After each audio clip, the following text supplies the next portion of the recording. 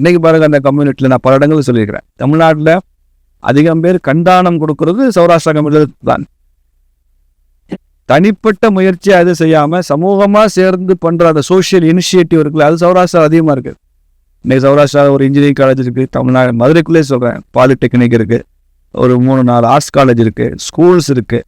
இதெல்லாமே social initiative, தனிப்பட்ட முயற்சி இல்லை. இன்றைக்கி நீங்கள் அதனுடைய அசட் வேலையெல்லாம் போட்டிங்கன்னா சௌராஷ்டிரா கம்யூனிட்டியினுடைய பாப்புலேஷனுக்கும் அவங்க கிரியேட் பண்ணியிருக்கிற அசட் அதனுடைய வேல்யூக்கும் பெரிய டிஃபரன்ஸ். இப்போ 1,00,000 மக்களுக்கு அவங்க கிரியேட் பண்ணிக்க அசட்ஸ் வந்து ஒரு 20-25,000 கோடி கிரியேட் பண்ணியிருப்பாங்க. புரியுதா?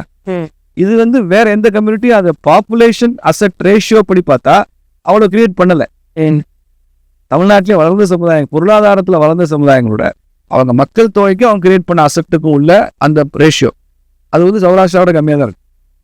இவங்க வந்து மக்கள் தொகையை மீறி பண்ணியிருக்காங்க. இந்த மதுரையில் முதல்ல ஜிம் யார் கொண்டாது தெரியுமா? Hercules gym, Maruti gym.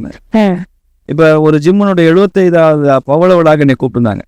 75 வருஷத்துக்கு முன்னால இங்கே சௌராஷ்டிரா ஜிம் வச்சுருக்காங்களே, எப்போ சுதந்திர போராட்ட காலம். அப்போலாம் இங்கே ஜிம்முன்ற கான்செப்டே இல்லை. ஒரு ஃபிட்னஸுக்கான தனிப்பட்ட முறையில் இந்த கர்நாடகத்தை சுற்றி வீட்டில் இருந்திருப்பாங்களே தவிர அதை ஒரு இன்ஸ்டிடியூஷனலைஸ் பண்ணியிருக்காங்கல்ல. அப்போ இந்த மாதிரி ஒவ்வொரு ஃபீல்ட்லையும் அவங்களுடைய முயற்சிகள் இருக்குல்ல, அது வந்து ரொம்ப ரிமார்க்கபிள். நீங்கள் அந்த மக்கள் தொகைக்கும் அவங்களுடைய ஜெயில் பாப்புலேஷனுக்கும் ஏதாவது சம்மந்தம் இருக்கா? மதுரையில் one of the significant communities. ஒருத்தர் கூட ஜெயில் இல்லையா? கண்டிப்பாக கிடையாது. ஒரு சௌராஷ்டிரா ஜெயில் இருக்கானா? கிடையாது. இல்லைல்ல. It shows their zero crime attitude. குற்றப்பின்னணி இல்லை.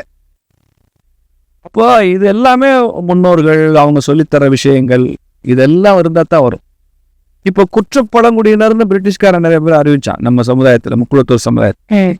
அப்படி பிரிட்டிஷ்காரன் சொன்னதுனாலையும் அப்படி ஒரு 100-150 வருஷம் அவங்கள ஒரு டார்ச்சர் பண்ணதுனால தான் அந்த சமூகங்கள் வந்து போரிட வேண்டிய கட்டாயம் உருவாச்சு.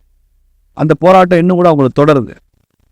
இங்கே சமுதாயத்தில் பெரியவர்கள் நின்று அந்த மாதிரி பிரச்சனை வந்துடக்கூடாதுன்றதுக்காகவே பிரிட்டிஷ் பீரியடில் எதுவும் பிரிட்டிஷ்காரனால தாக்குதல் வந்துடக்கூடாதுன்றதுக்காக பண்ணியிருக்காங்க. பிரிட்டிஷ் ஆட்சினால சௌராஷ்டிரா கம்யூனிட்டி ஒரு பெரிய பிரச்சனை வரப்போச்சு. வ.உ. சிதம்பரம் பிள்ளை வந்து ஸ்வதேசி ஸ்டீம் நேவிகேஷன் கம்பெனி ஆரம்பித்தார். அது வந்து லிஸ்டட் ஸ்டாக் மார்க்கெட் கம்பெனி. அது பப்ளிக் ஷேர்ஸ் வாங்கி தான் அந்த கம்பெனி வந்து ஆரம்பித்தார். அப்போ அந்த பங்குகளை வந்து முதல்ல வாங்கினது பாண்டித்துரை தேவர் தான் மதுரையில். ஏன்னா பிரிட்டிஷ்க்கு எதிராக கப்பல் ஓட்டுறாரு வ.உ.சி. ஐயா வ.உ.சி. அவர்கள் கப்பல் ஓட்டுற போது பிரிட்டிஷ்காரை ஓட்டும் போது அந்த பங்குகளை வாங்குற மேலே பிரிட்டிஷ்காரை எவ்வளோ நடவடிக்கை எடுத்திருப்பாங்க கண்டிப்பாக இல்லையா? அப்போ பாண்டித்துரை தேவர் துணிச்சலானவர். அவர் அந்த பங்குகளை வந்து வாங்குறார். அவருக்கு அப்புறமா ரெண்டாவதா பாண்டித்துரை தேவருக்கு அப்புறம் வ.உ.சியினுடைய சுதேசி ஸ்டீம் நேவிகேஷன் கம்பெனியுடைய பங்குகளை வாங்கினது சௌராஷ்டிரா கம்பெனி. அந்த சௌராஷ்டிரா சபான்னு வச்சுருந்தாங்க, அதுலேருந்தே அந்த பங்குகளை வாங்கினாங்க. இப்போ பிரிட்டிஷில் மிரட்டினாங்க அவங்கள, அதை வாங்கக்கூடாதுன்னு சொல்லி, அதையும் தாண்டி வாங்கினாங்க. அப்போ அவங்களுடைய பேட்ரியாட்டிசம்னு ஒன்று இருக்குல்ல. இப்படி வரிசையாக சொல்லிகிட்டே போகலாம். நிறைய உதாரணங்களை வந்து நான் சொல்ல முடியும். சாம்பிளுக்கு நான் சில விஷயங்களை மட்டும் சொல்லி